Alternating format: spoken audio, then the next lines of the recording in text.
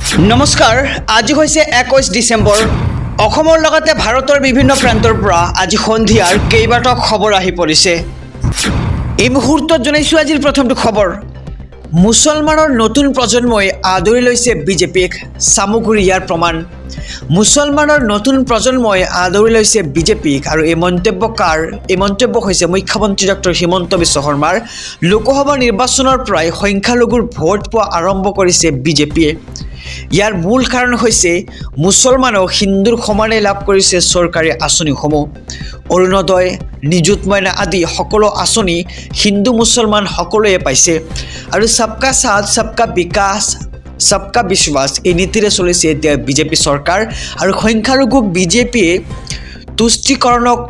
কৰা নাই কিন্তু ন্যায় দিছে হিন্দু মুছলমান সকলো অঞ্চলতে বাট পথৰ সমান উন্নয়ন হৈছে বুলি মন্তব্য কৰে ৰাজ্য মুখ্যমন্ত্ৰীগৰাকীয়ে আৰু জাতি ধৰ্মৰ নিৰ্বিশেষে সকলোৱে লাভ কৰিছে চৰকাৰী আঁচনি আৰু সকলোকে একেলগে আগুৱাই নি দাৰিদ্ৰতা আঁতৰ কৰাই হৈছে বিজেপি চৰকাৰৰ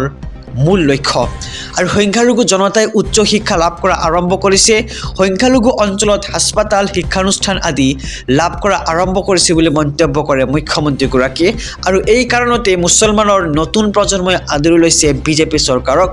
আৰু সংখ্যালঘু লোকৰ মই নিজে মৰম লাভ কৰিছো আৰু মুছলমানৰ ছাত্ৰী এতিয়া বিদ্যালয়লৈ যাবলৈ লৈছে আৰু মুছলমানৰ ছাত্ৰী এতিয়া বিদ্যালয়লৈ যাবলৈ লৈছে আৰু আৰক্ষীৰ চাকৰিৰ বাবে তেওঁলোকে প্ৰস্তুতি চলাইছে বুলি মন্তব্য কৰে মুখ্যমন্ত্ৰীগৰাকীয়ে আৰু সামগ্ৰীৰ উপনিৰ্বাচনত যথেষ্ট সংখ্যক মুছলমানে আমাক ভোট দিছে বুলি মন্তব্য কৰে মুখ্যমন্ত্ৰীগৰাকীয়ে আৰু মুখ্যমন্ত্ৰী ডক্টৰ হিমন্ত বিশ্ব শৰ্মাই সামগ্ৰীত এই মন্তব্য আগবঢ়ায় এই মুহূৰ্তত জনাইছো আজিৰ দ্বিতীয় নম্বৰ খবৰটো নিষেধাজ্ঞাৰ পিছতো কংগ্ৰেছৰ প্ৰতিবাদ বিনা অনুমতিত সমদল কৰি আৰক্ষীৰ জালত এবাৰ কংগ্ৰেছী নেতা ভূপেন বৰা জাকিৰ হুছেইন সিকদাৰ আৰু ৰিপুন বৰাক আটক কৰা হৈছে প্ৰতিবাদস্থলীত উত্তপ্ত পৰিস্থিতি আৰক্ষীয়ে আটক কৰিছে কংগ্ৰেছী নেতাক আৰু আৰক্ষীয়ে আটক কৰিছে কংগ্ৰেছৰ কাৰ্যকৰী সভাপতি জাকিৰ হুছেইন সিকদাৰক এপিচিচিৰ সভাপতি ভূপেন বৰা আৰু কংগ্ৰেছ নেতা ৰিপুন বৰাক আটক আৰক্ষীৰ অনুমতি অবিহনে প্ৰতিবাদ কৰাৰ বাবে আৰক্ষীৰ ৰক্ষত এবাৰ প্ৰতিবাদকাৰীসকল আৰু মানৱেন্দ্ৰ শৰ্মা ভৱনৰ পৰা জনতা ভৱন অভিমুখে গৈ আছিল প্ৰতিবাদী দল আৰু প্ৰতিবাদস্থলীত উত্তপ্ত পৰিস্থিতিয়ে দেখা দিয়ে আৰু আৰক্ষীয়ে আটক কৰিছে কংগ্ৰেছী নেতাক আৰক্ষীয়ে আটক কৰিছে কংগ্ৰেছৰ কাৰ্যকৰী সভাপতি জাকিৰ হুছেইন সিকদাৰক আৰু এপিচিচিৰ সভাপতি ভূপেন বৰা আৰু কংগ্ৰেছ নেতা ৰিপুন বৰাকো আটক কৰে আৰক্ষীয়ে এই মুহূৰ্তত জনাইছো আজিৰ তৃতীয় নম্বৰ খবৰটো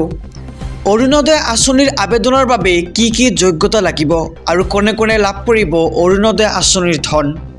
অৰুণোদয় হিতাধিকাৰীসকলৰ বাবে আহি গ'ল ডাঙৰ খবৰ বিশেষ প্ৰক্ৰিয়াৰে নিৰ্বাচিত হ'ব অৰুণোদয় হিতাধিকাৰী আৰু 15 ডিচেম্বৰৰ পৰা 28 ডিচেম্বৰলৈকে অনুষ্ঠিত হ'ব অৰুণোদয়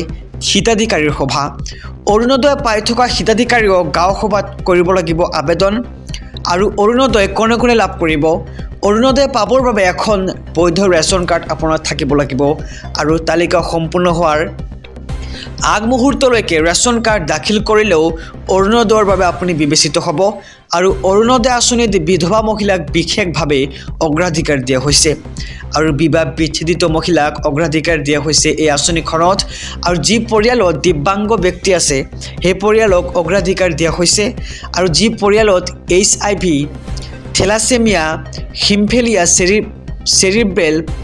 পালসি কুষ্ঠৰোগী আছে সেইসকলক অগ্ৰাধিকাৰ দিয়া হৈছে আৰু বৃদ্ধাশ্ৰমত থকা মহিলা লগতে বৃদ্ধা ভিক্ষা খুজি খোৱা লোককো দিয়া হৈছে অগ্ৰাধিকাৰ আৰু সমাজৰ দুৰ্বল আৰু দৰিদ্ৰ শ্ৰেণীৰ মহিলাকো দিয়া হ'ব অগ্ৰাধিকাৰ আৰু অৰুণোদয় হিতাধিকাৰীসকলৰ বাবে আহি পৰিছে ডাঙৰ খবৰ বিশেষ প্ৰক্ৰিয়াৰে এইবাৰ নিৰ্বাচিত কৰা হ'ব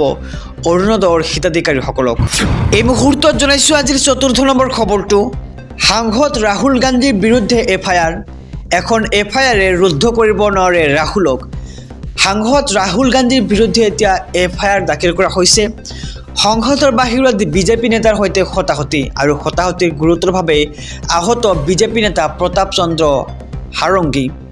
আহত হয় বিজেপি নেতা মুকেশ ৰাজপুত আৰু ঘটনাৰ পাছতেই ৰাহুল গান্ধীৰ বিৰুদ্ধে গোচৰ ৰুজু কৰে দিল্লী আৰক্ষীয়ে বিজেপি সাংসদৰ অভিযোগৰ পাছতেই একশ্যন আৰম্ভ কৰিছে আৰক্ষী আৰু ৰাহুল গান্ধীৰ বিৰুদ্ধে বিজেপি নেতাক শাৰীৰিক আক্ৰমণৰ অভিযোগ ৰাহুল গান্ধীৰ বিৰুদ্ধে গোচৰ ৰুজু কৰাৰ পিছতেই সৰব হৈছে কংগ্ৰেছৰ মহাসচিব কে.চি. বেণুগোপাল আৰু আম্বেদকাৰৰ চিন্তাধাৰা ৰক্ষা কৰাৰ বাবেই যদি ৰাহুল গান্ধীৰ বিৰুদ্ধে গোচৰ ৰুজু কৰা হয় তেন্তে ই সন্মানৰ গৃহমন্ত্ৰীৰ বিৰোধিতা কৰাৰ বাবেই ৰাহুল গান্ধীৰ বিৰুদ্ধে এই ব্যৱস্থা আৰু এখন এফআইআৰে ৰাহুল কংগ্ৰেছক বিজেপিৰ শাসনৰ বিৰুদ্ধে থিয় হোৱাত বাধা দিব নোৱাৰে বুলি মন্তব্য কৰা হয় আৰু দিল্লী আৰক্ষীক প্ৰশ্ন বেণুগোপালৰ চৰকাৰী শিক্ষকক লৈ কঠোৰ হৈছে শিক্ষা বিভাগ কৰ্তব্যৰ সময়ত ঘূৰিব নোৱাৰিব ব্যক্তিগত কামত ৰাজ্যৰ চৰকাৰী শিক্ষকসকলৰ বাবে ডাঙৰ খবৰ এই মুহূৰ্তত আহি পৰিছে এতিয়াৰে পৰা পাঠদান এৰি ব্যক্তিগত কামত ব্যস্ত হ'ব নোৱাৰিব কোনো শিক্ষকে পাঠদানৰ সময়তে ব্যক্তিগত কামত ব্যস্ত শিক্ষকক লৈ